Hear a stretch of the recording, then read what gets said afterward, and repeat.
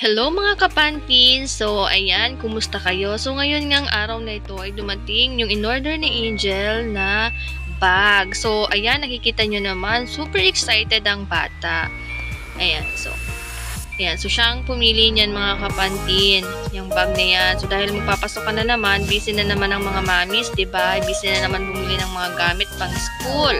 So, ayan nga, meron pa naman siyang bag mga kapantin. Ang kaso nga lang, gusto niya is yung mailalagay daw yung mga books at hindi daw siya mahihirapan magbitbit ng mga books. Kaya sabi niya, gusto niya is yung may trolley. So, dahil mami tayo at gusto natin na makapag-school sila ng maayos. So, ayan naman, kahit magastos, kailangan bumili mga kapantin. So, ayan na nga mga kapantin, hinahanap niya yung lagayan daw ng baon. So, ayan.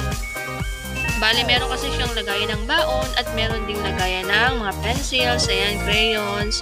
So, ayan ang mga kapantin. Sabi niya sa akin, ayusin ko daw. So, kung nakikita niyo naman, hindi ko talaga siya makuha kung paano siya gawin. Kaya, tinawag ko na lang si Papa para ayusin niya yan. So, yan kung nakikita niyo, hindi ko talaga yan makuha-kuha mga kapantin. Kaya, nagpatulong talaga ako. Ayan, o, diba, natanggal ulit. So, yan ang mga kapantin. Thank you for watching!